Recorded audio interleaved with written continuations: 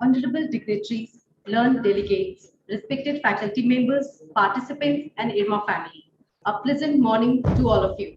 Myself, Deepa Gupta, and Anjali Elsa, fellow participants, IRMA, privileged to welcome you all on behalf of Institute of Rural Management, Anand, to the second edition of Doctoral Colloquium on Management and Development 2021.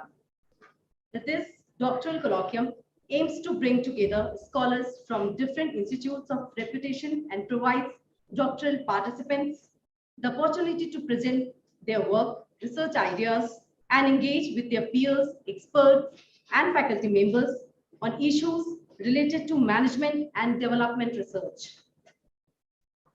Before we begin, I would like to acknowledge our distinguished guest this morning. We are elated to have with us Dr. Rajesh Tanjan sir as the chief guest for the inaugural function. On behalf of the Institute and the organizing team of DOCMAD, I thank you, sir, for providing your gracious presence to join us today to enhance our joy. Our next dignitary is Dr. Sudhir Chella Rajan. We feel privileged to have him as the guest of honor. And we also have with us Dr. Hari Babuji, and we feel extremely honored by his presence. Thank you, sir, for joining us today. We have with us the director of the Institute, Dr. Umakant Das. We welcome you, sir. Dr. Das has nearly 2 decades of experience in academia and research with institutes of national and international repute. Prior to joining IRMA, he was professor and head of the Department of Humanities and Social Science, IIT Madras, adjunct professor at IIM Trichy, and visiting associate professor at University Utara, Malaysia. Dr. Das holds a PhD degree in applied economics from IIT Kanpur. He has been involved in collaborative research with various partners from countries like South Africa, Bangladesh, Ethiopia, Tanzania, and the UK. He is an active public policy expert and has been a member of various committees and expert groups of the Government of India. He has enormously published his work broadly in the fields of financial economics, health policy analysis, and economic evaluation of healthcare programs. It is indeed a great pleasure to welcome you, sir. Now, may I request you to deliver the welcome address?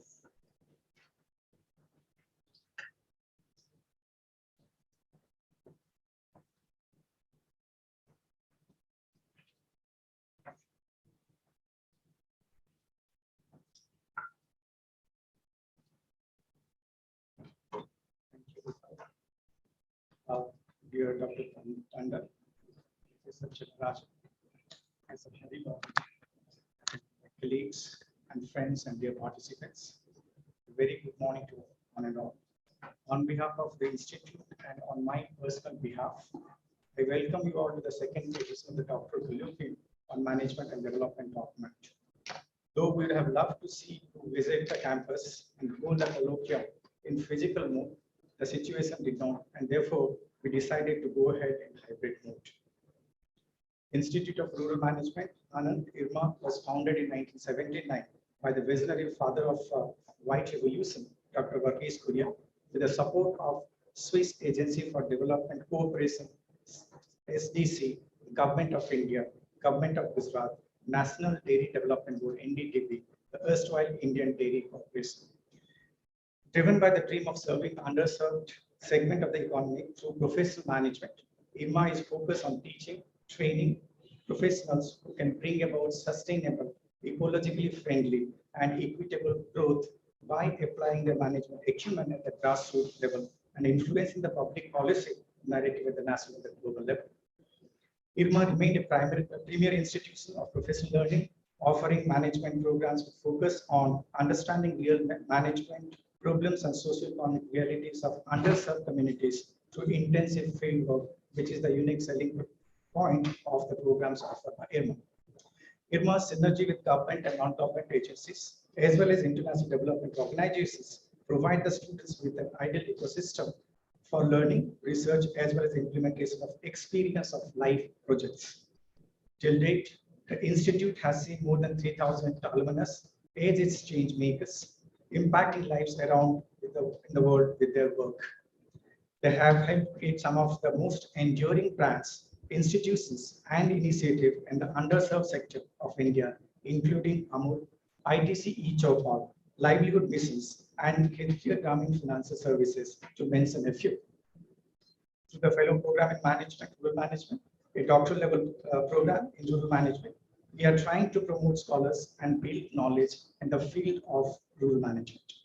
The FPM Rural Management Program promotes an interdisciplinary orientation with a rich academic environment with a concern strongly aligned with the vision of IRMA. The 30-odd FPM RM alumnus are now associated with prestigious academic institutions, national and international development organizations. One of the major concerns which most of the universities, organizations, institutions face is the shortage of competent researchers and quality faculty. Moreover, the lack of the scientific training in the methodology of research is certainly a great impediment for the researchers and the research community. We as an academic institution wanted to do our bit to address the issue through organizing colloquium and training programs for the young researchers.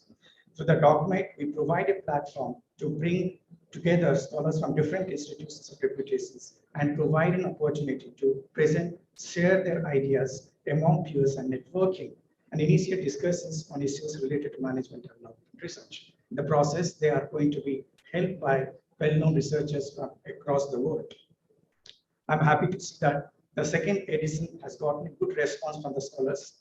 There are representations from more than 30 institutions with around 55 papers and proposals received under 3 tracks, which includes a sponsored track by International Cooperative Alliance, Asia Pacific, and ICA Domas Trust sponsored track. The paper received are belonging to various disciplines like economics, finance, marketing, organized behavior, human resources, production operation management, strategic management, and social sciences.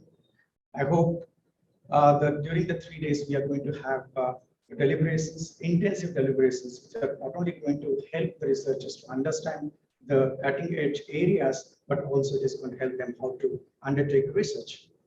I'm thankful to the speakers who, in spite of their busy schedule, decided to spare some time to address the participants of the document.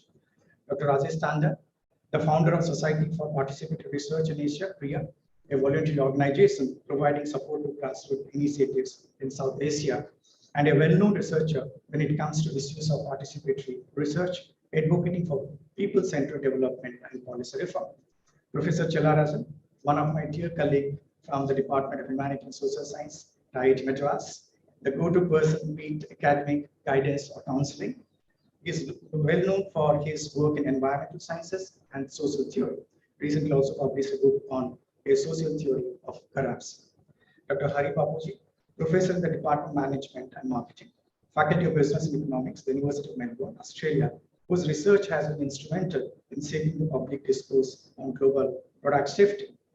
I'm happy to see that this year we are celebrating the 100th centenary celebration of founder Dr. Rajesh Tanjan, and the document is in a way we have dedicated to the centenary celebration. I once again welcome you all and wish you all the best, and I would say you're going to have a good time in the 3 days to come. Thank you very much.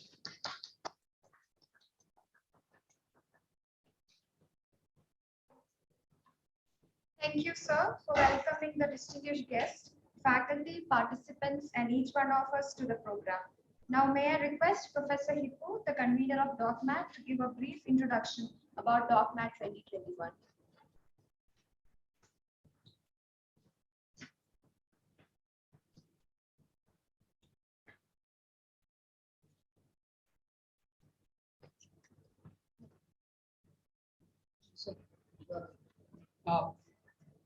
Good morning to one and all.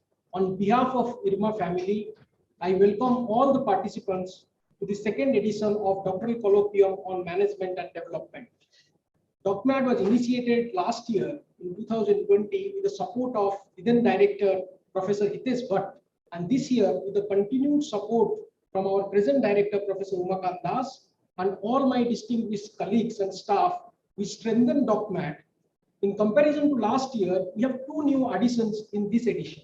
The first one is a 3-day Docmat school on rural management, which concluded yesterday.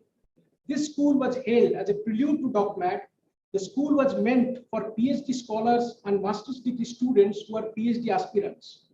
The objective of the school was to expose the participants in both lecture and workshop modes to the concepts, tools, and methods and their applications having the rigor of management studies as well as the flavor of rural management. This 15 sessions school was inaugurated by Professor Ramadar Singh and Professor Tushar Saha and included sessions on using field experiments for doctoral research by Professor Vivek Pandey, social network analysis by Professor Shyam Singh, qualitative longitudinal research in management by Professor Satyendra Pandey, use of choice experiment in rural marketing by Professor Shubham Mohanty, setting a rural research agenda for hybrid organizations by Professor Sushant Sharma, research in finance, a rural context by Professors Rakesh Aravatia, data mining techniques in rural management by Professor Kusal Anjaria, decision-making tools in rural management by Professor Prasant Premkumar, and lastly, measuring development by me.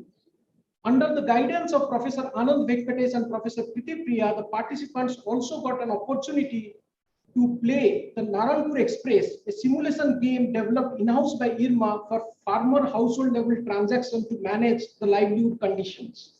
Also, we had a roundtable discussion in rural management, the discourses, the changing discourses in rural management, which was moderated by Professor Sambhu Prasad, where all the leading institutes of the country in the space of rural development and management participated as panelists.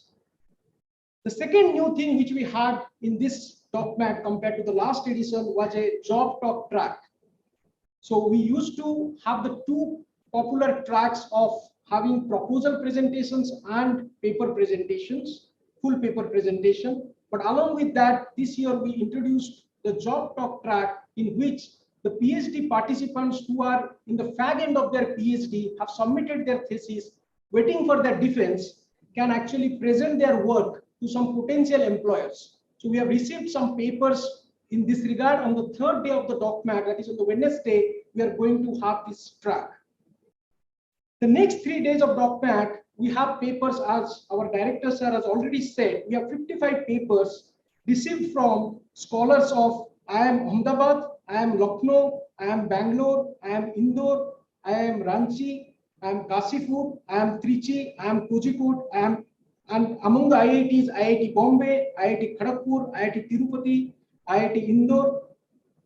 Other than IIMs and IITs, there are institutes like ISI Bangalore, BITS Pilani, ISEC Bangalore, NIT Rourkela, NIT Trichy, Cochin University of Science and Technology, Central University of Karnataka, Central University of Punjab, Amrita Vishwa Vidyapitham, Central University of South Bihar, Sardar Patel University, NCDS Bhubaneswar, TERI New Delhi, BITS Dubai, Indian Institute of Design Studies Nagpur, Manipal University, Symbiosis International University Pune, Punjab Agricultural University, Birla Institute of Management and Technology Noida, Central University of Tamil Nadu, among others. Apart from this presentation by the doctoral scholars, which will be happening in parallel tracks over these 3 days, we have also 3 special talks, one on future of management research in India today afternoon, and later in the day, one on history of modern science in India from subaltern perspective. Tomorrow, we are also having a special session on writing well, which I believe would be extremely useful for doctoral participants. And also, among the different panels, we have a particular panel on editors and authors talk. That panel is titled Art and Science of Research Publication. I also believe that particular session would be particularly useful for doctoral participants who actually struggle and also aspire to publish well. We have also 6 more panel discussions. So one on RTI in development and governance, then now on future, one on marketing for poor subsistence to sustenance, one on research career and academic leadership, one on agricultural development in India with a human face, and one on poverty, inequality and segregation, and lastly, the valedictory panel is on COVID crisis and the way forward. So with this short introduction to the Docmat, I would conclude here by saying that we at IRMA family welcome you all again for this second edition of DOCMAD. And this DOCMAD, as you all must have received the schedule, has been participated by as panelists by the stalwarts in their respective disciplines, and we all look forward to these interesting sessions. Thank you very much. Thank you so much, sir, for briefing about the DOCMAT second edition. Let me take this opportunity to introduce our chief guest, Dr. Rajesh Tanjan. He is a PhD from Case Western Reserve University, USA, and an electronics engineer from IIT Kanpur with a graduation in management from IIM Calcutta. Dr. Tanjan is an internationally acclaimed leader and practitioner of participatory research and development. He started his professional career in the development sector as an active intervener in the processes of social change in rural areas of India. He founded the Society of Participatory Research in Asia, PRIA. Dr. Tanjan was appointed member of the subject expert group on curricular reforms and educational institution social responsibility under Unnat Bharat Abhiyan. Dr. Tanjan also served as a chairperson of the Global Alliance on Community Engaged Research Network. In order to bridge the divide between the world of practice and the world of research, Dr. Tanjan has undertaken a number of initiatives to promote engagement of institutions of higher education with civil society and local communities to foster knowledge generation and mutual learning. Dr. Tanjan has authored more than 100 articles, books, several books including Civil Society and Governance, Reviving Democracy, Voluntary Action, Civil Society and the State, and so on. He has advocated for a self-reliant, autonomous, and competent voluntary sector in India and abroad. For his distinguished work on gender issues, the Government of India honored Dr. Tanjan with the prestigious award in social justice in 2007. And in 2016, he received Nehru Literacy Award by Indian Adult Education Association. Sir, we welcome you again to the inaugural session of second doctoral colloquium. Now, may I request Dr. Tanjan to enlighten us on the interaction between theories of management and development. Namaskar. Can you hear me? Yes, sir. Okay. Thank you very much. I am indeed honored to be invited on the occasion of Dr. Kurian's centenary celebrations at IRMA. I was hoping to be able to be with you for a couple of days physically, and I do promise to make it up next time, hopefully before the year is out. When Professor Biswas phoned me a couple of months ago, and we started talking, I began to make some notes about why and how my journey, starting with, as you heard, engineering and management, interacted with the field of development in India, and what lessons I have learned from that, which I would like to share with you this morning. I'm going to use a slide show just to make sure that you all can hear me and see this, but the purpose is not to make you read a PowerPoint. The purpose is to help you understand. Let me ask you if you can see this. Can you see this, please? Yes. Okay. Okay.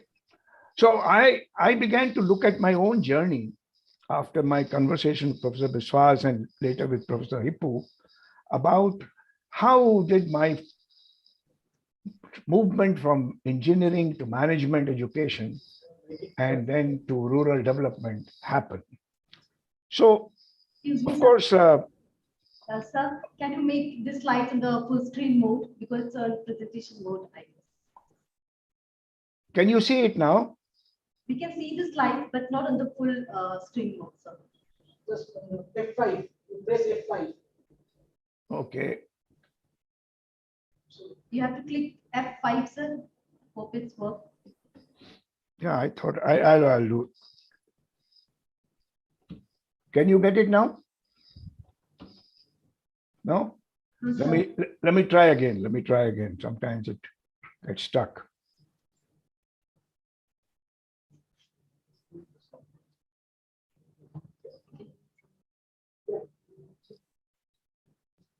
Now, is it better? Sir, yeah. So can we click on the mode which is just before the full screen mode? That is called reading mode. I think that would work. The reading mode just before the full screen mode. What we click. Just Okay. Let me go down and. Yeah.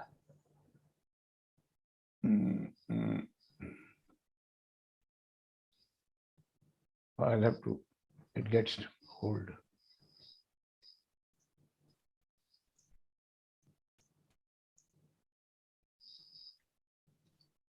How is this?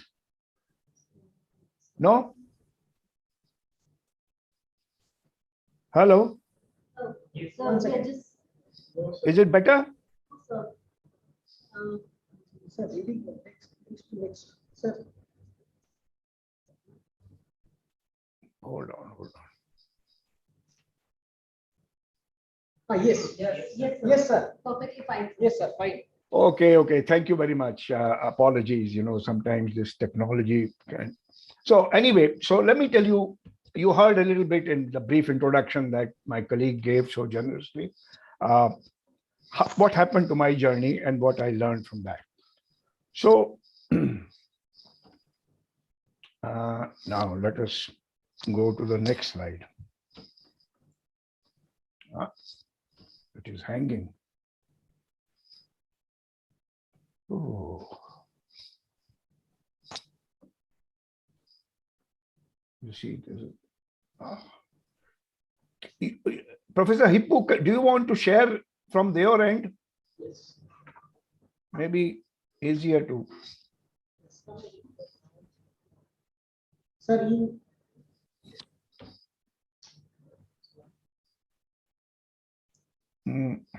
Because it is hanging from my end.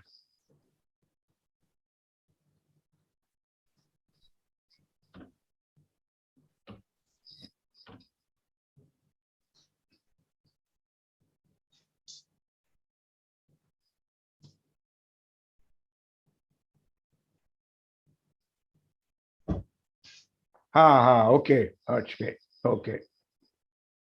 All right. So my early journey, 1972 to 79, I'm calling a little early journey. You heard I did my electronics engineering from IIT Kanpur, went to MBA, IIM Calcutta. And this was the time when we had some of the best professors in organizational behavior. Professor Nitish Dey was the director of the institute, Professor Gaurango Chattopadhyay, Professor Dharni Sinha, Professor Bhupen Srivastava. We had a galaxy of academics, and I was getting interested in organizational behavior despite my electronics engineering background. And while I was there, Professor Dey suggested that given my interest in teaching and research, I might consider getting appointed, and I applied and got a job. This was my first job. In those days, I think we were called associates or something, not lecturer, but it was basically entry level. In the month of January that year, Dr. Kamala Chaudhary visited IIM Calcutta campus.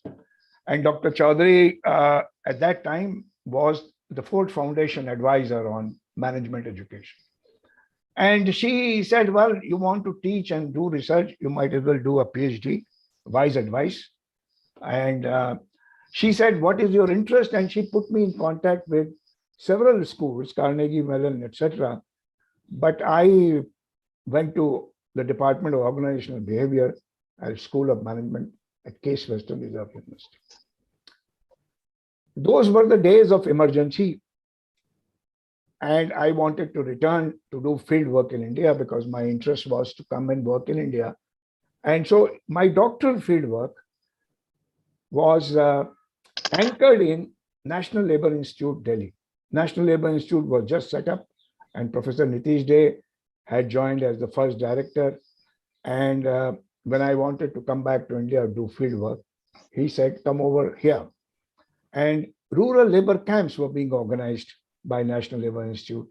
And this was the fag end of emergency, late 1976, early 1977. through a coincidence by meeting by Dr. Mohan Sinha Mehta, Bhai Sahab, at National Labour Institute, I went to southern Rajasthan in the district of Udaipur through Seva Mandir to do my field work. And after that, I joined, finished my PhD in 1978 and came to Public Enterprise Center, which was set up at that time to support public enterprises in hinterland development or rural development. And it was at this period that I began to consider, in consultation with my colleagues and friends, founding of PRIA, and PRIA began to get started in 1981-82. Now, this journey tells you a little bit about what professional education I had and what I began to do. So in the initial interventions, 1980 to 86 period, I was involved through Seva Mandir, even before PRIA was set up, in training in participatory methodology. Rural women's literacy programs were being conducted by Seva Mandir and many other agencies. And in conduct of those programs, there was no methodology of how women learn. It was basically a teaching program as opposed to a learning program. And I did some work with them. You may remember that the first national program on adult education called National Adult Education Program was also started in 78, 79. And when training of functionaries was being designed, late Sri Anil Bodia got hold of me and said, you design these training modules because you are talking about participatory training. Later in the early 80s, the first national program for women in rural areas, DOCMAD, under the IRDP, I began to do some training of DOCMAD functionaries with support from UNICEF and Ministry of Rural Development. And because National Institute for Public Cooperation and Child Development, NIPSED, was anchoring the DOCMAD program, there was no Ministry of Women or Child Development at that time. I did some training on participatory training methodology for NIPSED faculty in Delhi and in Eastern and Southern zones. And in 1984, based on some of this experience, PRIA's own program on training of trainers for those working in voluntary development organizations was mounted. And it began to be known as a signal program because a lot of students from IRMA and a lot of practitioners in voluntary agencies went through this program. The program focused on participatory learning. And when did I pick this up? When I was at Case Western, Professor David Cole, the author of Experiential Learning, was our faculty. And we had learned both the theory and practice of experiential learning. And I adapted that model in designing these number of training programs I mentioned to you earlier. Participatory learning was introduced, and through this, structured learning exercises during the training itself. So it's only after 1982, 83, 84 that you will find references to role plays, simulations, self-reflections, and understanding. Using your own experience, both past experience and experience during the training program as the source of learning. Because by this time, my belief was that any kind of personal or social change requires unlearning, relearning, and learning is actually foundational. And if we support learning, we are actually contributing to change. Because of my own training at Case Western and IIM Calcutta, I looked at the possibility, therefore, of training facilitators who could facilitate learning of others, particularly learning of rural, underprivileged and excluded communities, rural women, rural marginal farmers, rural labor. And I believe that it is possible to develop competencies, and that is what Training of Trainers program was all about in the 1980s. But this model of experiential learning was actually later on, I'm delighted to hear Professor Hippu say that there was a simulation carried out last 3 days. That's an example of using experience inside a training program to reflect on. And experiential learning is foundational, in my view, to social and personal change. The second dimension, which I introduced based on my own professional training in IIM and at Case Western, was understanding small group process.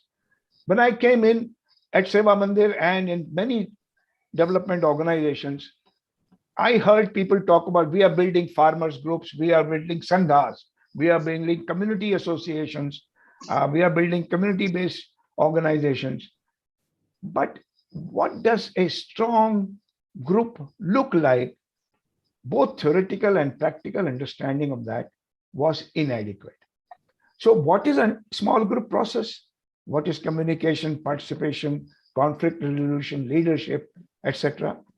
And how do you gain collective strength through effectively functioning community teams? Just bringing 10 people or 15 people in a place does not make them effective functioning groups. And therefore, the training methodology that I introduced brought this theoretical understanding as well as its practical manifestations based on the work I had done myself. I introduced the concept of intergroup relations to negotiate with the delivery system. Marginal farmers, women, rural women, when they get organized, they can then deal with the frontline delivery program of the government, rural development functionaries at the block and village level through a process of negotiation, through a process of mutual engagement. And I used to train these groups myself so that they learn how to engage with BDO, how to engage with village level worker, with the literacy project officer. And therefore, the understanding and using the concept of power to influence others, the power within and the hidden power and power to transform. Because changing relations of power is fundamental to any development process. We cannot bring about sustainable development, sustainable improvement in the lives of the excluded and the marginalized without changing relations of power. And therefore, understanding power, understanding how it functions and how it can be leveraged through a collective voice of the poor was one of the theoretical perspectives that I was introducing in building community-based organizations in this period of 1983-93. The third and the last point I want to make about what I brought to this field from my expertise of professional education and management. When I walked in and started looking at organizations in voluntary sector like Seva Mandir and many others, I began to see that these were organizations designed to do something good in the society, but they were paying very little attention to themselves as organizations. And much of my training in organizational development or organizational theory was based on, and I hope that has changed now, in the early days of IIM, Calcutta and Case Western Reserve, most of these theories and writings were based on corporate enterprises and occasionally based on public sector undertakings, but large organizations, which the theory of OD used to say that because they are over-organized, you loosen them a bit, you make the place a bit more enjoyable, more participatory, etc. And to my interesting intellectual curiosity, my interaction with community-based organizations and local voluntary agencies in India in the early years suggested that actually they are quite the opposite. They are under-organized. Even founders did not know that there are some regulatory requirements or did not care. And so when 1984, I introduced a course on financial management of voluntary agencies, they thought I was spoiling the enthusiasm and creativity and spontaneity of the voluntary sector. And a lot of accusation came my way saying, oh, this American research and management expert is trying to now spoil the development organization, their spirit of spontaneity and commitment. And my argument was that along with commitment, you also need individual and organizational competence. So developing a theory of under-organized social systems. And from that, understanding a framework of organizations and interrelated subsystems.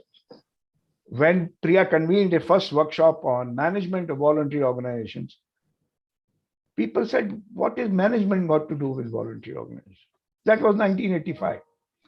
We went on later in the late 80s, early 90s to conduct strategic planning for social change organizations, renewing organizational vision, mission, and strategy, and beginning to understand that the work we are doing is not a short-term project to be abandoned, but build organizations and institutions within the civic space, within civil society. And this understanding was not there even in funders. And they used to pretend that you are doing this project for a few years, and then there is no need to worry about the sustainability of the organization or even designing organizations appropriate to the task. Because as many organizations have since discovered, if you start getting fully funded by Government of India or state government, then you also begin to organize yourself as a government department and agency. And then your character becomes like a government agency and not as a spontaneous, flexible, resilient, adaptive civil society organization. So paying attention to the organization that is not just a temporary event or activity, but a mechanism for doing the public good that different organizations have tried to do. So we did a number of training programs on organizational vision, mission, and strategy with foundation teams, with core leadership of the organization, with the chairperson or the other members of the board. And to our great surprise, in those days, nobody had even thought about it. So in the process, Priya developed tools for organizational development and renewal. The concept of organization, subsystems, and framework are not necessarily different, but their manifestation, their adaptation in the context of civil society, which are social purpose organizations, which are social purpose organizations designed to bring about change in society, therefore must also look at change within. Because if they are successful, society has changed and they should change themselves.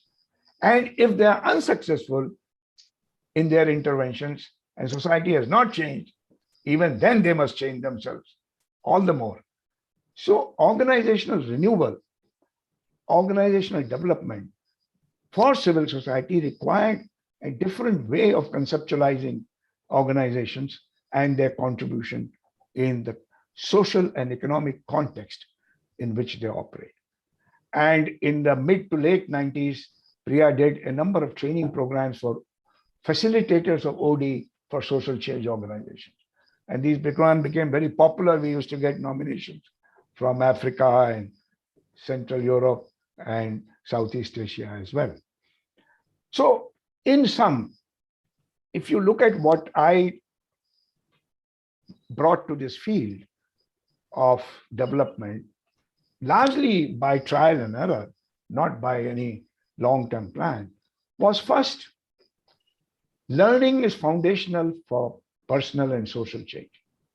And therefore, experiential learning methods, theories, and principles for adults, adolescents, and seniors, not Piaget's child teaching theory, which was being practiced in training programs and training institutes.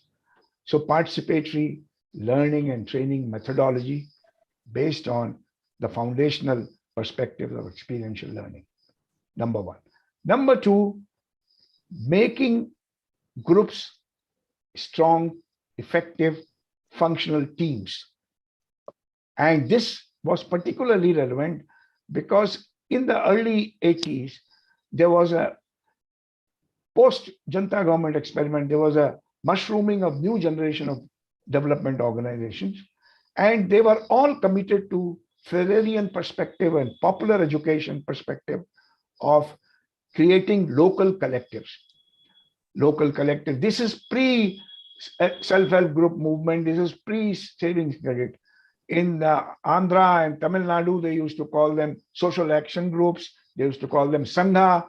In Rajasthan and UP, they used to call them Sangathan. You know, different phrases were used, but the idea was collective strength. And even the work that I did at that time with trade unions working in informal sector like agriculture, labor, or forest workers, they themselves needed an understanding, because organizing in a formal workplace like a factory or a mine is very different from organizing in a agriculture labor or forest labor or community setting.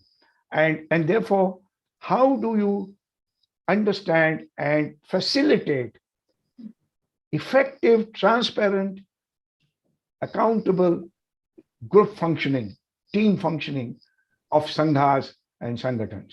And it is the same model which later on was used in building cooperatives. It's a principle of cooperation, and nowadays is being used in farmer producer organizations. Wherever we need collectives, we must understand how small groups function and how we can facilitate effective, strong functioning of small groups. And so team building is not just for the staff of NGOs or development organizations. Team building, effective group building is also for community-based organizations. And the third point that I mentioned, which I brought, was an organizational view to civil society voluntary organizations. And therefore, understanding how your organization needs periodic renewal and how you can take tools and methods of organizational development to enable that to happen. And the context in which you operate continuously changes, political, economic, social, and therefore you need to renew yourself from time to time to remain effective and remain relevant. So I must say that thank you very much for making me think about this journey, because I had never put these thoughts together in this way. And being a practitioner, I used to try out things, but not necessarily conceptualize them as I have been able to do because of your invitation. Thank you very much. And I hope the next generation of doctoral students sitting there, you all will try to learn from both the world of practice and the world of academia in a way that new theories, new formulations, and new methodologies can be evolved. I remember that when Kamlaji, I met Kamla Chaudhary again in 1981-82, and she said, "What are you doing now?" Well, so I said, "I'm just what I'm doing." She said, "Oh, I didn't think that you would go to do PhD in management and then I come back and do this kind of work." But it has been gratifying, that is very satisfying to me, and I professionally feel more enriched. And I hope all of you who are undertaking this perspective of integrating development theories with management knowledge and profession is very important, because only then we can be called professionals in development management, and a field which is underdeveloped in India today. And I hope IRMA's DOCMAD programs can promote that. So thank you very much. Thank you. Thank you for encouraging the researcher to incorporate their ground experiences and realities to research, sir, and to remind us that development can only be brought through the change in power relations team building, and organizational development. Thank you so much, sir. I'm privileged to introduce our next speaker, Dr. Sudhir Chella Rajan. Our guest of honor is a professor at the Department of Humanities and Social Science at IIT Madras. He was formerly the head of the department and coordinator of the Indo-German Center of Sustainability at IIT Madras. He obtained an interdisciplinary doctorate in environmental science and engineering from the University of California, USA. He worked extensively with government, research consultancies, NGOs, and academia. His broad interests have been at the interface of political theory and the environment. He has recently authored a book, A Social Theory of Corruption, Notes from the Indian Subcontinent. He has worked on emerging policy dilemmas in automobile pollution regulations in California, the politics of power sector reforms, conflicts in relation to energy access and climate change policy, the patterns of social change needed in the transport in the United States, interpretations of the resource curse in resource-rich developing countries, changes to the peri-urban landscape in South India, and the shifting meanings of corruption in environmental and political discourse. His writings have helped shape national debates, public policies, and kick-started many initiatives. We welcome you, sir. I would like to request you to deliver the words of wisdom on India's climate dilemma, a case of interdisciplinary research. Over to you, sir. Thank you very much for this honor, and I feel especially privileged to follow on Dr. Rajesh Tanjan's such rich description of his entire oeuvre, and doubly honored to speak here before you on, especially on this occasion. I'm going to try to share my screen, if that's okay.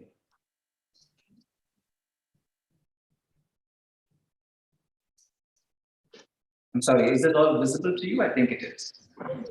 Yes, sir. So thank you so much again for this invitation, Professor Umakant and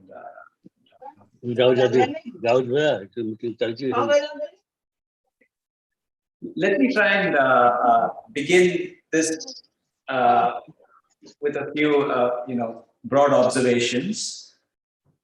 So India's climate dilemma, a case for interdisciplinary research, the title kind of intrigued me because I come from a department that is shaped like this, humanities and social sciences.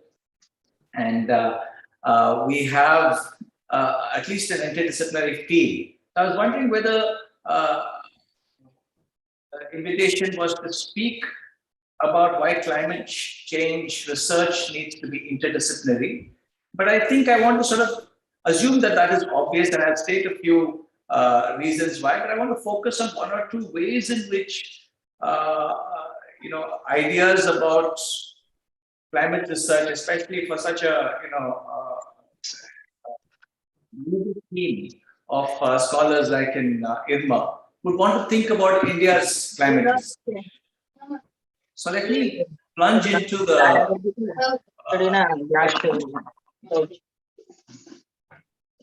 I think I can hear another voice. But, so this is, I'm beginning with a kind of an introduction to climate, weather and climate, just as a kind of a way to remind ourselves that there are multiple things going on in the physical processes that we call climate change.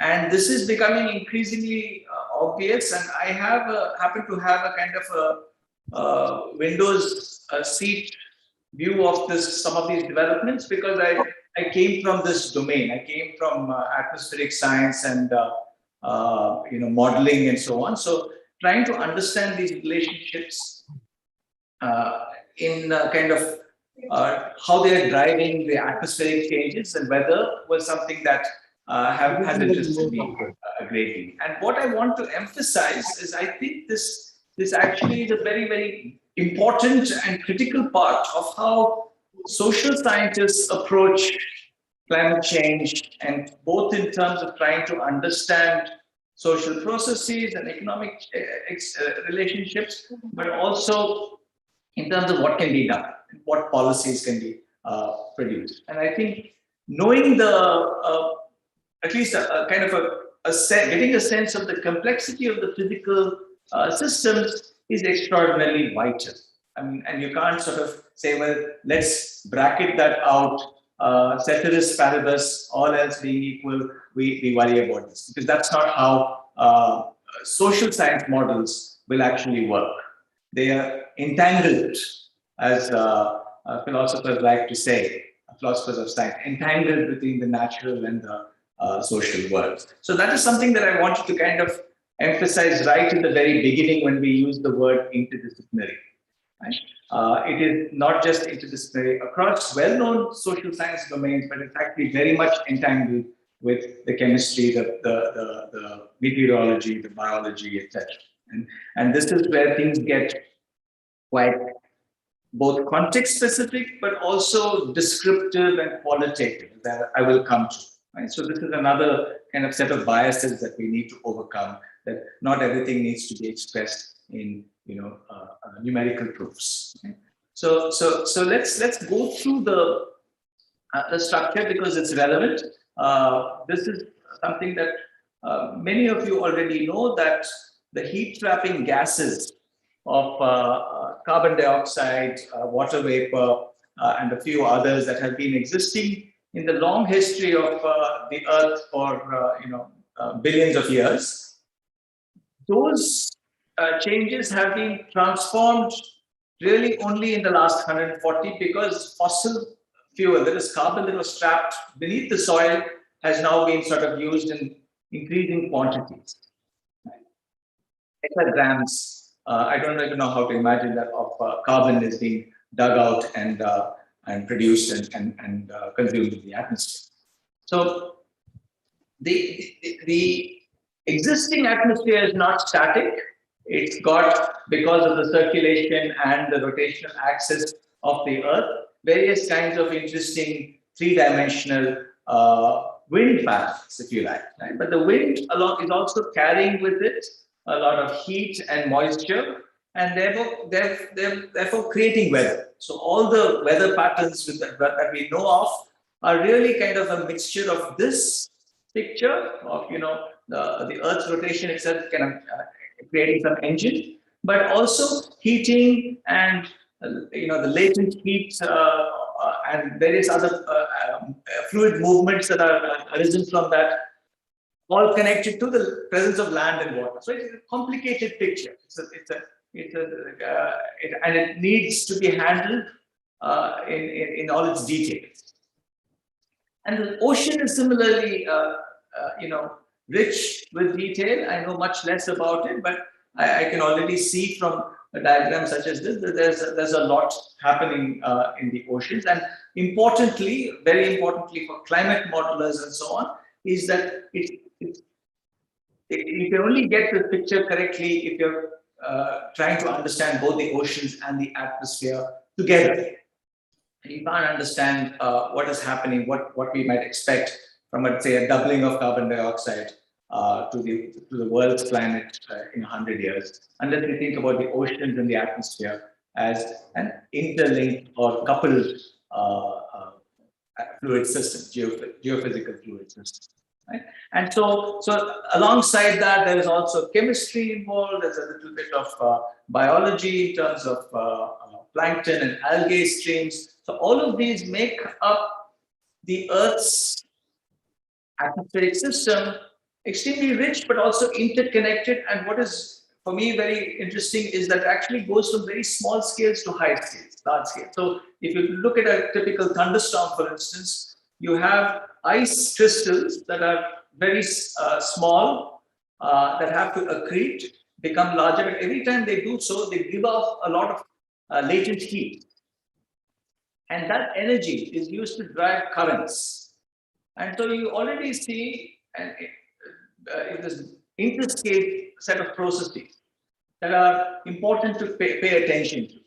So all of this is relevant for the entire fluid system, which makes this actually an extraordinary, significant, but also very complex set of systems to understand. So it's really a kind of a testament to the effectiveness of good scientific research that the IPCC has come up with better and better understandings of this, as evidenced in the most recent AR6, the IPCC report. Right? So this is an example from that. This is actually showing what IPCC now thinks might happen to sea level rise, because that, of course, affects a lot of coastal communities, small islands, and so on. And so, of policy relevance, this may be the single most important global set of questions. How much is sea level rise going to? How much sea level rise is going to happen in the next 100 years? And currently, they are not ruling out more than 2 meters, 2.5 meters. And this is going to be devastating for areas of land that are up to currently 10 meters above sea level. Right? So that's called the low elevation coastal zone, and about, I think, roughly 1/6 of humanity lives on that. And I don't have the exact numbers. Right? So this is a very large number of coastal communities that could be affected in the next 2 generations, in just because we don't know how much sea level rise we're going to get. So the deep uncertainty in the assessment is part of the kind of the set of facts we have to kind of hold on to when we try to do anything meaningful and serious in the domain of climate change related research. So even whether it's social science or natural science, it doesn't really matter because of the policy implications. You want to get the science right. You want to actually think about this carefully now. So one might say, therefore, that climate change is the ultimate wicked problem. And this happens, of course, across a variety of domains. So first of all, just trying to understand, to assess what is happening, how have the past 150 years really transformed the earth, and as a consequence, human society. We have to see, what happened in the last 150 years, but also what is happening now. How do we assess at 415 or 20 parts per million of carbon dioxide, which is this new anthropogenic forcing that is close to doubling what it used to be in pre-industrial times. This is unparalleled for more than a few million years, from my understanding. I don't think we've ever seen these levels in recorded time, and this is something that needs for all of us to sort of pay attention to. Right? So the assessment part is critical for all that, and in terms of immediate policy to bring down, if we're creating a fire, then we should at least put an end to the magic. So that's what the energy system importance and urgency has been about. And so we're very grateful that there's been an innovation of in solar and wind and so on and renewables to reduce our dependence on digging out carbon from the earth and putting it out. So the hashtag, if you've not seen it, keep it in the ground, is very, very important for the climate change policy. But alongside that, because energy is so coupled with poverty and gender, I worked with Professor Amulya Reddy, so he was one of the pioneers in sort of bringing this to the fore, that energy is not something that only oil companies and coal companies need to understand. It's something that affects all of humanity. So already a connection to the rest of society, to habitability. These are additional things, of course, but through climate impacts. So all of that, you start to see big relationships with the rest of with the rest of domains of interest, like geographers, social scientists, agrarian economists, sociologists, and others pay attention to climate change. So the question then is, how do we work together? Because this is also a practical challenge. It's not just a wicked problem in some abstract sense. It is also one of the most pressing problems of the day, given what the assessments are saying.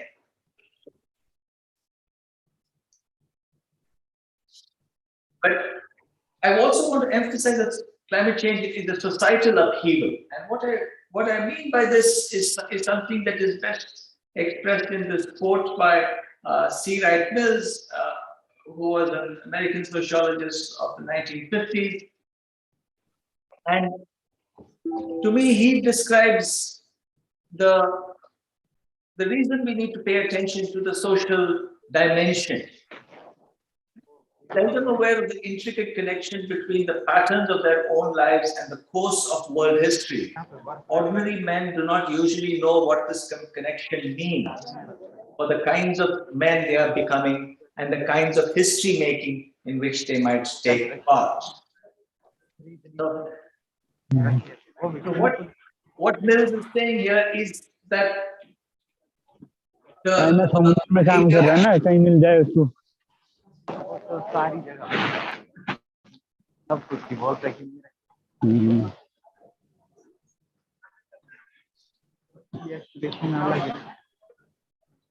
what Mills is saying is something I think is kind of very relevant as a sort of a drive to action. That in order for us collectively, not just as policy wonks and researchers and the elite, to sort of think about where we are headed, we need a sociological imagination for all of humanity. And he's seeing this as a kind of a device. It's a device by elite. He has another book called The Power Elite, where he spells this out in great depth and detail, that there is a way in which we are being manipulated into adopting certain ways of thinking about the world and what's happening in the world. That sort of erases the way in which we are participating in its own destruction in the case of the Anthropocene and climate change. So this, I think, is a very, very powerful message for how you introduce this kind of interdisciplinarity into both social scientists and in conversation with others.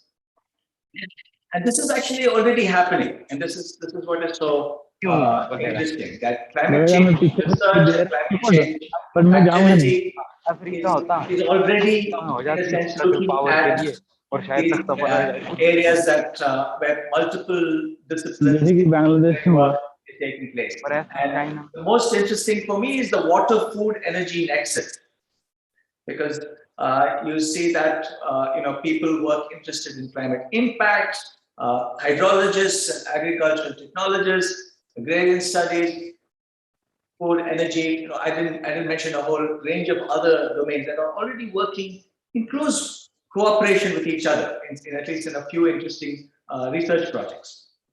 And on the more physical side part of it, and less so on migration, with relating to sea level rise, you're starting to see again this researchers talking and trying to understand each other in terms of how these questions are being asked. So I think this is also a very exciting time to do climate research. And let me, can I ask the organizers, Professor Nepu, how much more time I have? So another 5 minutes, 5-10 minutes. Okay, so then let me skip over this because this is not so relevant. But I'll go to this slide. Sorry, there's a disturbance I can hear. I don't know if others can hear it. कितना party है हमारा? बहुत सारे हैं, national party मान लो 6-7 होगा। National party तो उसमें से जैसे कि बीजेपी है। Are you able to mute somebody? Army उसी का मतलब गवर्नमेंट भी है। I'll just wait. Yeah, thank you. So because I wanted to emphasize this because I thought I'd come back to it in the last slide, which is that there is a tendency to kind of have this hierarchy and this differentiation between quantitative and qualitative research, which I think is very unfortunate and very dangerous because it, in a sense, puts researchers and scholars in completely separate camps, not talking to each other, not sharing each other's research, and so on. And I was very grateful for Dr. Tanjan's extraordinarily rich description of all the different types of efforts that went into organizational building. And I want to, I mean, I know it's hard to see, but these are both food producer, farmer producer organizations, sorry, from Tamil Nadu. And they have two completely different network structures.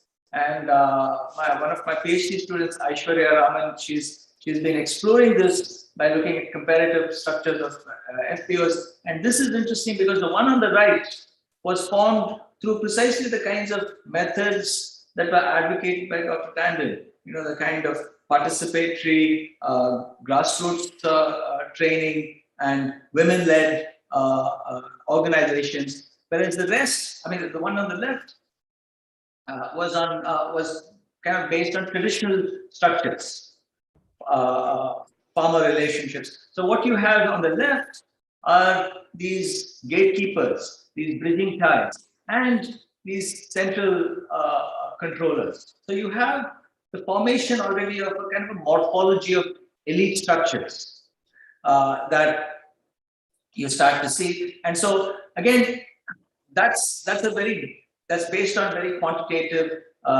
rigorous data on surveys and so on. But you have other work from ethnographies that are equally rich. So what I'm trying to suggest is it's more important to sort of try and understand social structures, what works, what doesn't, etc., especially in policy relevant situations, than sort of obsess about whether somebody is doing numbers and crunching them, or doing in-depth surveys. So I want to skip over this because this is also kind of re-emphasizing the same point. But I do want to explain that there are two areas, and this is the last 2 or 3 minutes I want to spend. There are two areas that I feel in social science that kind of defeats themselves and defeat the purpose of any kind of interdisciplinary work. And I'm very unhappy to see that, but I see that quite obviously because I work in a large department. I've been here for many years. I know the kind of work that many people in various fields are doing. And what's relevant to me is that there's a very rich set of descriptions that actually exist in the theory of economic change, right? So this relationship here, y is a function of c and x. C is all the climatic phenomena that you can understand or you can think about, and x are all the intervening. This is from, sorry, I didn't cite the paper, but it's I've taken it from a review article in the Journal of Economic Literature on economic techniques in climate science. And why are the outcomes, such as national income, etc., right? What usually happens, what I've seen happening in econometric research in climate science, unfortunately, is to just pick on a few factors and to say ceteris paribus, everything else equal. But precisely because of the physical entanglements of climate change, which are very, very complicating and lead to nonlinear effects, it's very important to not use these kinds of simplifying assumptions and then say, well, this kind of area is going to experience this kind of climate, and therefore so many crores of rupees of loss or something else. Right? Those are very misleading kinds of statements that come out of very loosely but fastly conducted climate research. And so that worries me a great deal, particularly in the Indian context, and other features associated with that I won't really go into. Most importantly, you can't use the last 50 years as a guide to say what climate change will produce in any economic context in India. You have to pay very close attention to what climate models and also the latest ideas about cross-scale effects are saying far into the future. So these are all important things. And the good thing is that there is, however, better and better ways in which people are using second best. So Stiglitz is a very good example of creating policies that are not derived purely from equations. Right? You actually think through these problems in very different ways. Okay. So there's also a couple of things I wanted to say that the climate science is telling us some very interesting things, but also they're qualitative, and we have to use qualitative ways of trying to explore what this means. And sometimes you can say, well, with 3 degrees warming, if you know what that means, that's going to be a 20 times more precipitation, as well as runoff, etc. Right? So the last set of issues that I want to say is that there is a huge challenge for humanities scholars in the social sciences, humanities and social sciences who work on climate change. And the big challenge for them is that they're stuck in a mode, in a way of understanding human relationships and nature, which is, in a sense, very schizophrenic. They find social relations to be so artificial or socially constructed that the relationship or the entanglements with the real events and multi-scale events like the Anthropocene is something too difficult to reconcile. And so this is what I wanted to summarize from before showing you this very crowded slide, and I apologize for that. But I just want to lastly say that if you acknowledge that you have a complex set of systems and that we have to work together to develop a sound climate science, we have to be very clear about our philosophical outlook.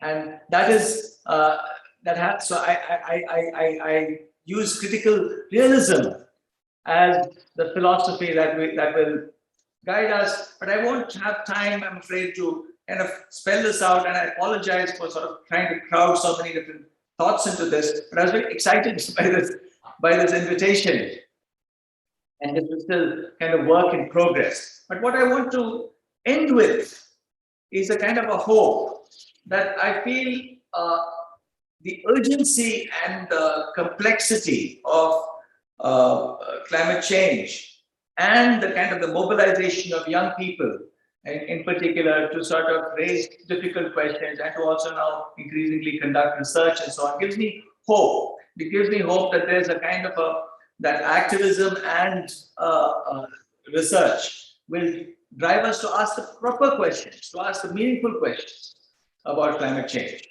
and sort of pursue them, collaboratively rather than kind of suspiciously of one another, which is what I increasingly fear might be the case. So I'll end there and with this slide and. Thank you, sir, for sharing your research, for reminding us that climate change is the ultimate wicked problem, and encouraging us to get our science right in the climate change research. It is my privilege to introduce Dr. Hari Bapuji, our chief speaker for the inaugural session. He is a professor in the Department of Management and Marketing at the University of Melbourne, Australia. He holds a PhD degree from University of Western Ontario. His research and teaching broadly covers strategy management and international business. He has over 10 years of industry experience in information technology, and human resource management. His work predominantly focuses on how economic inequality affects organizations and vice versa.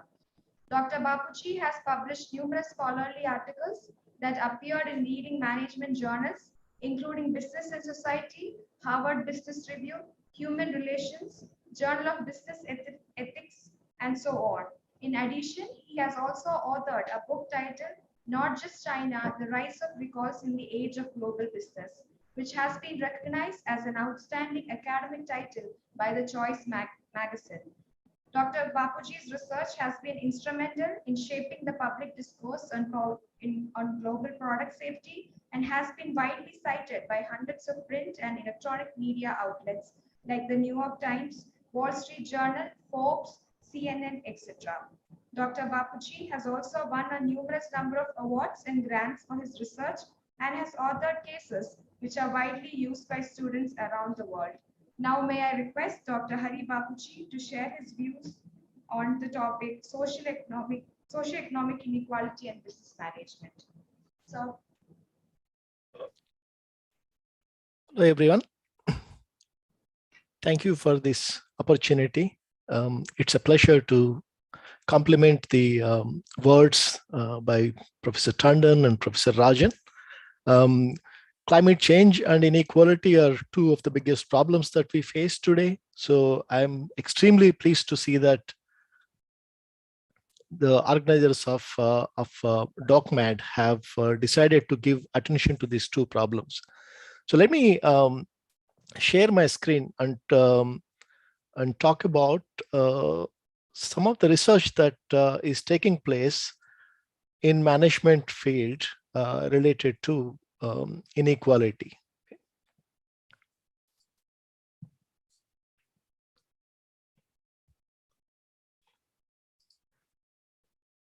So I'm going to briefly talk about why we should care about inequality, because that's a question that always comes up, and give you a brief idea about the relationship between inequalities and business management. This is based on the research that has already been conducted. And then I'd like to briefly point to the ideas of invisible inequalities, that some research that is taking place now, and then also how inequalities can be addressed through management education and learning. So these are some of the things that that I am actively involved with.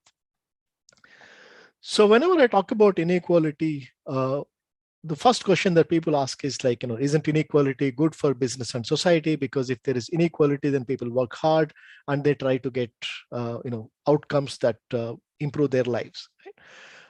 Absolutely. There is no debate about that. What we are really looking at here, what we are talking about here is not about inequality in outcomes per se, but what the inequality does to people, business, and societies, and the inequalities of opportunities and resources to engage in productive labor, as economists would call it. So in one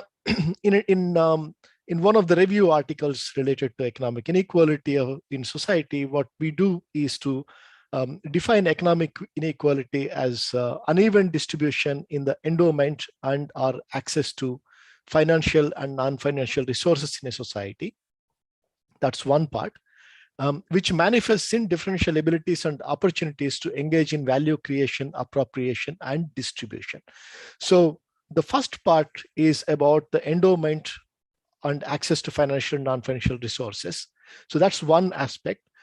But what is more important in a management context is how those resources and access, how the dispersion or uneven distribution in endowment and access to resources actually manifests in differential abilities to engage in value creation, appropriation, and distribution, like what they can do with it. In a developmental context, it is how the lack of resources and lack of access would prevent them from doing well in their lives. Right? So by endowments, we are really talking about what people have, economic capital like wealth and assets, but also intangible assets like social capital, cultural capital, and symbolic capital. By access, we are talking about things like access to health and education, which help people to build human capital, but also access to markets and institutions, which help people to gain employment and also pursue entrepreneurship. And finally, it is these two things together help you to achieve some returns or what you can make, and in terms of compensation, income, those kind of things, but also in terms of your mobility, status, and security. So these are the things that we would be looking at. Some of you may already know these things: value creation, appropriation, and distribution.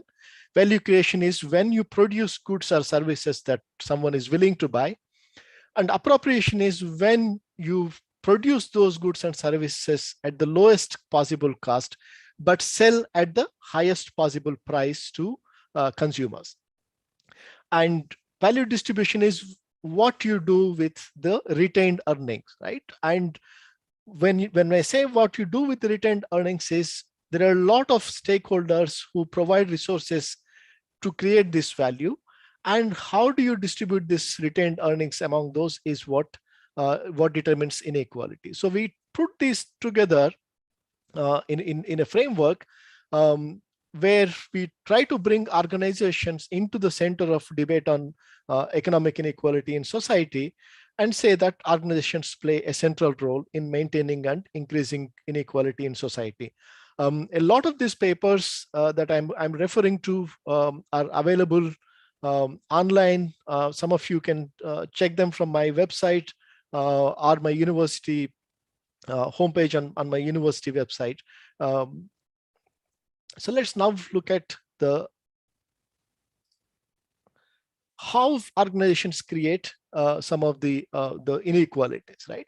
So by reviewing a lot of research, there are two papers, in fact, I'm going to highlight here. One is by John Amis, Johanna Meyer, and Kamal Munir. What they say is that organizations create inequalities through practices like hiring, promotion, compensation, role allocation, and organizational structure. But these practices are influenced by what they call as institutional myths like efficiency, meritocracy, and positive globalization. The idea here is that in the name of creating efficiency, or in the name of promoting pursuing efficiency, in the name of promoting meritocracy, in the name of globalization being positive for everyone, these inequalities are created by these particular practices. Right? So this is one group of practices and one group of scholars talking about this. And the next one, where another a group of scholars, including myself, what we are talking about is how organizations, these practices, we need to look at these practices like human resource practices, but also we need to look at practices like corporate social responsibility and how those can normalize, reinforce, or reduce inequalities. So in this context, we talk about the demographic privilege or social background of decision makers as a key factor, already been highlighted in the previous talks as important, whether it's in terms of questioning or understanding the power structures that that has been mentioned by Dr. Tanjan, and also in terms of our subjective biases and all that have been mentioned by Professor Rajan. Right? So what we again, reviewing this literature, what we find is that organizations and societal inequality are interlinked in two ways. One is that they contribute to inequality through various practices, including CSR.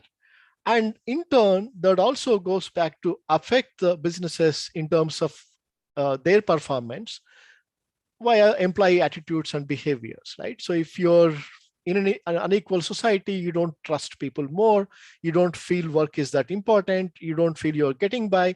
So those all become negative attitudes or counterproductive behaviors in the workplace. And they can also affect competitive environment, entrepreneurship, and growth. These things we discuss in the paper. But the key idea here is to remember that organizations create inequality and also are affected by it. Now that is best seen by economists, because a lot of times they look at how inequalities reduce economic growth or prosperity, right? So this is one study that I'd like to highlight. There are a couple of other studies similar to this with respect to race, how the gap between blacks and whites costs the US economy, right? So what they find here is that if the gap between blacks and whites in the US can be bridged, that would add $1 trillion to the US economy.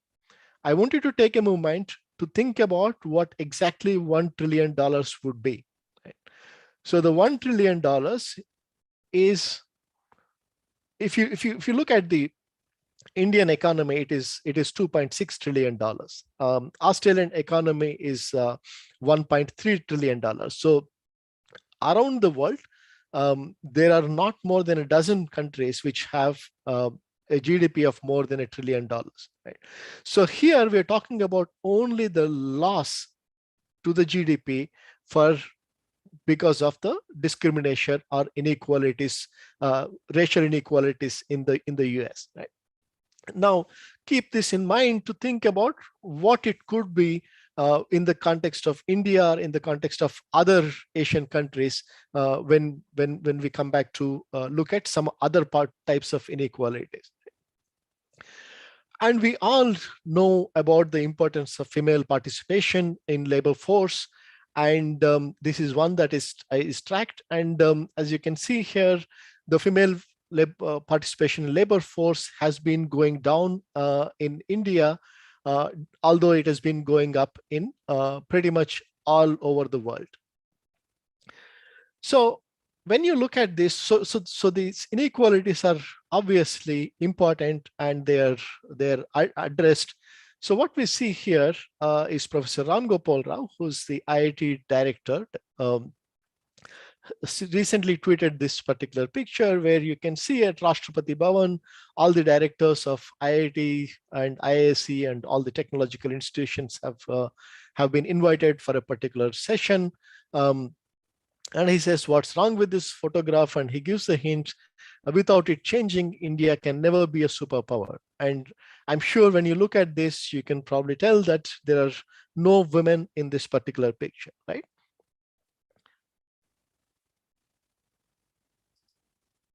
So those are what we call as visible inequalities, right? And it's very easy to see these visible inequalities, right? So you can see again across the countries. So the first one is the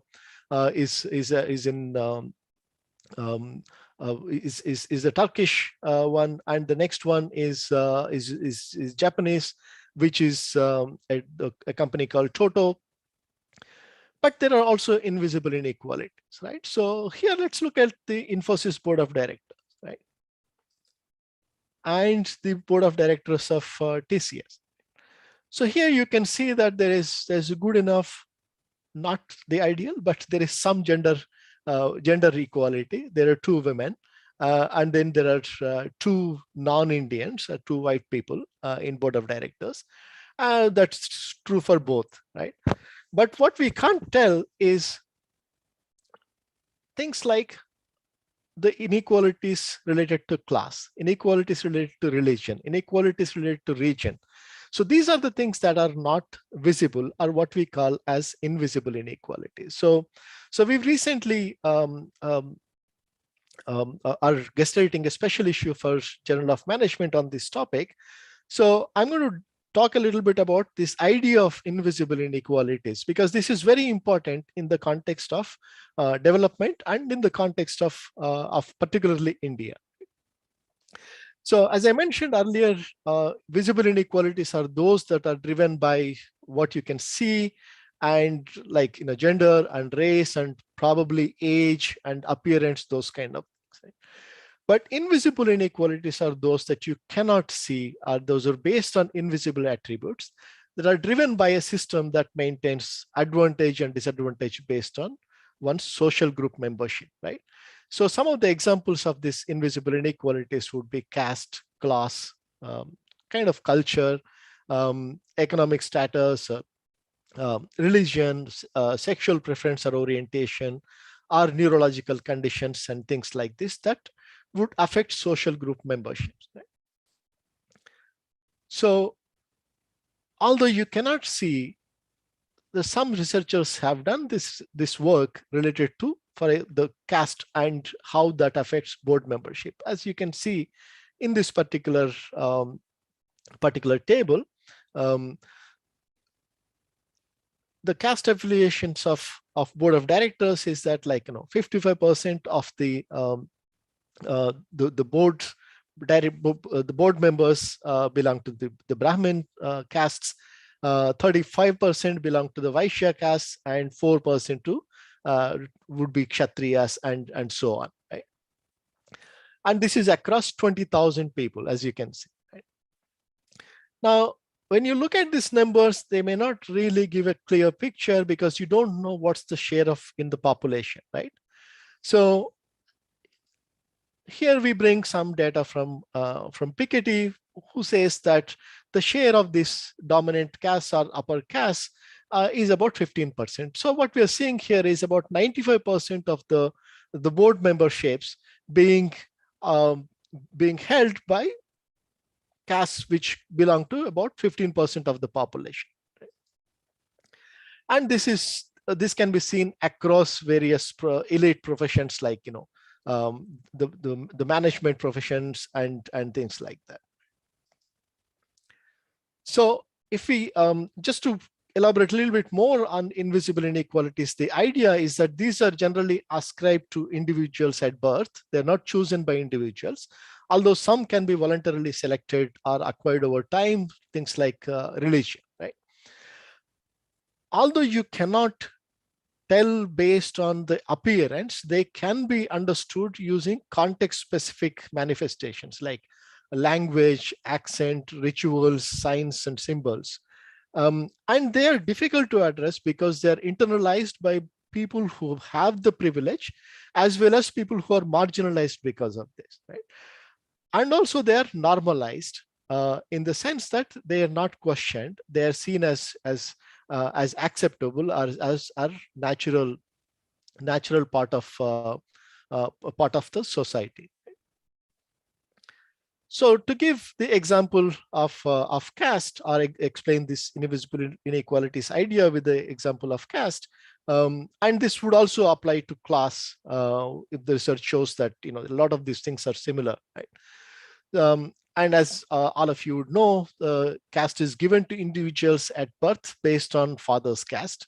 It's not chosen by individuals, and it can't be discarded or things like that. It can be identified by a combination of factors. It's not one, but a combination of factors like last name or name itself, food habits, level of wealth and education, location of residence, occupations of forefathers, clothing and ornaments, which gods do you worship, and things like that. Right? And it is also internalized by things like the superiority of the race, or generational accumulation, or specialization, or karma by the privileged, and it is internalized by the marginalized as helplessness or as part of karma, right? And it's also normalized as cultural heritage or social identity, or within caste marriages being good for compatibility, and the food being a very sensible and sensitive topic, and those kind of things, right? So these are some of the ways that you would see invisible inequalities become normalized across organizations. So although we cannot say it, so the caste system and such other systems maintain and increase inequality in society. Here again, we do theorize this in an article in Journal of Business Ethics. Okay, so, and we talk about this and say that if we don't research this, then we are actually becoming complicit in creating these inequalities. And slowly the business and management research on caste is emerging, and this research shows that caste has a great influence on CEO selection, right? So the selection committees would select people based on the caste similarity. And entrepreneurs network formation intentions, like who you want to network with, and formation of networks in the educational institutional context. In fact, in management education institutional context, where networks among students are formed along the caste lines. And venture capitalist valuations, as well as, and particularly in the context of development, and I'm pretty sure you all would already know these kind of things, is that microfinance lending is influenced by caste. That is, lower caste women, when they look for microfinance loans, they need a much higher score than others to receive the same level of loan. So to address some of these things, we are trying to understand. So now we've seen some of the research emerge, and we're trying to see how this can be socioeconomic inequalities can be addressed through management, education, and learning. And here we have recently announced a special issue of Academy of Management, Learning, and Education. We are so this is something that's going to be published only in 2024, but the conversation is already taking place, and my idea was to prime you to this so that you start thinking about this in your research and education. And to talk about a little bit more about this, the caste diversity that I've talked about at the organizational level. You can see this is the diversity at IM faculties, and the next one is among the IIT faculties, and this has been coming up in the news, so I'm sure you would have read. But broadly, what we see is about 90% of the faculty coming from what is known as the general category, which would whose population share in this is about 30% or less. So to close, few takeaways is that societal economic inequalities hinder economic growth, and they also affect businesses and societies. So that's the first takeaway. So we can't assume that inequality is not going to affect businesses or economy or societies. It has a very corrosive effect on businesses and societies. And businesses contribute to inequalities through their practices. And recognizing how that happens is harder for invisible inequalities. It is hard for all types of inequalities, but it is harder for invisible inequalities. And higher education institutions have a major role to play. And of course, within those settings, we as researchers and educators also have a major role to play. And I say higher education institutions have a major role to play because they serve as role models for rest of the organizations, our business organizations. So if you achieve diversity in terms of caste, class, gender, and region, and all of religion, then you would see that similar kind of things are possible in other organizations as well. So with that, I'd like to conclude. Thank you.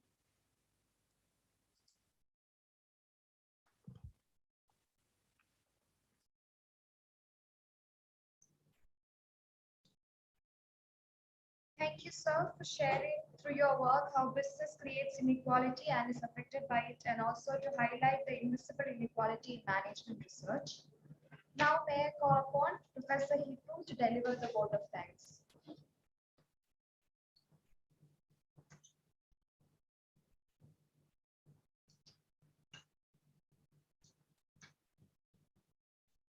So it is my privilege and honor to give vote of thanks to the three dignitaries of our inaugural session. I will start with Dr. Rajesh Tanjan, who had a very hectic Paris trip. Just he arrived in India day before yesterday, but still he kindly agreed to be the chief guest of this inaugural function. So we are all grateful to him. And Professor Sudhir Chella Rajan, he just had a class in the morning. So therefore, he said that he can join at 9:30, but he will be able to join at 10. As you saw that he did join, and he gave us the insights of interdisciplinary research in climate change. And last but not the least, Professor Hari Bapuji, I know you are not in good health, and we wanted to have you in one of the sessions on poverty, inequality, and segregation, but that had a timing mismatch. But nevertheless, you kindly agreed to give this, be our chief speaker for the inaugural session and give these insights on the various kind of inequalities that can also creep into this higher education. If we see all these three talks, you would see that there is something which is there, which as researchers, we need to see through, because something may not be very obvious. When Professor Dr. Rajesh Tanjan was mentioning about the role of management in NGO, for example, or in voluntary sector, which is not very obvious. Similarly, climate change might look at as an extremely scientific topic, but there is no role of, for example, management or social science. But it is not so. As we all know, the scientists of all disciplines needed to solve the problem of climate change.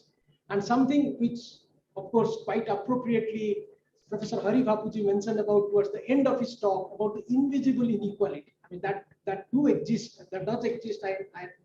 Something which I believe our participants must have been inspired and respond to some of the call of papers which he mentioned and contribute to that discipline. With this also, I would thank all the participants of this inaugural function and our paper presenters who are going to present, who have submitted papers. And before we close, I request Anjali to basically give an overview of the things which are coming up later in the day and also in the next 2 days. Thank you very much. Thank you, sir. So later today, afternoon at 2, we have a keynote session on future of management research in India. The speaker will be Professor Madhu Veeraraghavan from DOCMAD, and this session will be chaired by our director, Professor Umakant Das. It will be followed by a panel discussion at 4 p.m. The panel discussion will be on RTI in development and governance, then, now, and the future. The panel keynote will be Ms. Aruna Roy. She is a social activist. The panel speakers will be Dr. Shimanshu Jha from Heidelberg University, German, Professor Rajendran Narayanan from Azim Premji University, Bangalore. And also we have in the same discussion Mr. Nikhil De, Mazdoor Kisan Shakti Sankatat. This will be followed by a panel discussion in the evening at 6 p.m. Marketing for Poor, Substance to Sustenance. The panel keynote will be Professor Madhu Vishwanathan, Professor Emeritus, University of Illinois. And in this panel discussion, we have speakers like Professor Anand Kumar Jaiswal, IIM Ahmedabad, and Professor Ramendra Singh, IIM Calcutta. This session will be moderated by Professor Prateek Modi, our own marketing department professor in IRMA. Finally, the day will close by a keynote session on history of modern science in India from a subaltern perspective by Professor Avaswar, Professor Women and Gender Studies, MIT Boston. On the second day, we will start the day with the Dr. Caller's panel session, followed by a session on writing well at 11:30 a.m. And this session will be conducted by Mr. Usina Venkata Rayudu, Purna Prajna Institute of Scientific Research, Bangalore. And the session will be moderated by Dr. Deborah Datta. She's a senior research fellow in IRMA. Again, in the evening, on the second day at 6 p.m., we have a panel discussion on poverty, inequality, and segregation. The panel speakers will be Sri Veswada Wilson from Safai Karamchari Andolan, Professor Ashwini Deshpande, Ashoka University, Professor Suryakant Bagmore from IIT Bombay, and Dr. Naveen Bharati from University of Pennsylvania. This session will be moderated by Professor Hippo, Associate Professor in IRMA. And the last session of the second day will be informal interaction from doctoral scholars. This will be open to the participants of the Docmat Conference 2021, and the session will be headed by two of our research scholars, Deepa Gupta and Prasomi Sikdar. Then, and also we have on the afternoon 2 p.m. a panel discussion on research career and academic leadership. And this session will be paneled by speakers like Professor Snehal Shah from SP Jain Institute of Management and Research, Dr. Ubam Pushpak from IIM Trichy, Dr. Monica Rakesh from SIMR at KJ Somya Institute of Management, and Dr. Amrita Katak from GIDR Ahmedabad. The session will be moderated by Professor Madhuri Mehta, professor of our institute, followed by a panel discussion on agriculture development in India with human face at 4 p.m. This session will have panel speakers, Professor Richa Kumar, IIT Delhi, Professor Samrendra Mohanty, Asia Regional Director at International Potato Center, New Delhi, Mr. Ravindra A. Vasan, and Mr. Harveer Singh, Editor-in-Chief, Rural Voice, followed by the next day session, that is the last and the final day. We have a session. It begins with the 9:30 doctoral colloquium session, and it will be followed by a session at 11:30 a.m. on editors and authors talk on art and science of research publication. This session will be chaired by Professor Vivek Pandey from IRMA, and the speakers will be Professor Swagatam Das, ISI Kolkata, Professor Shafali Gupta, MICA Ahmedabad, Professor Vinod Mishra, Monash Business School, Australia, Professor Ruchi Mishra, Assistant Professor at IRMA, and Professor Satyendra Pandey, Assistant Professor at IRMA. At 2 on the same day, we have a job talk session and the doctoral colloquium paper.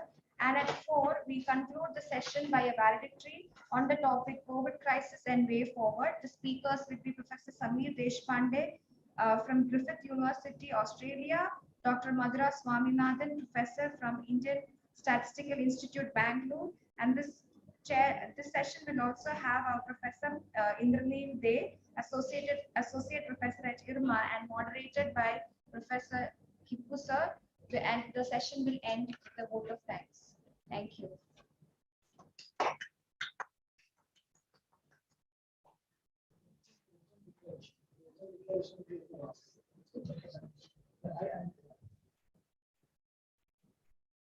Yeah, of course, what Anjali forgot was the last day, the last session, we'll have the results of the paper presentations. So we will end with the Docmat 2021 with the declaration of the awards for the best paper presented in this colloquium. Thank you.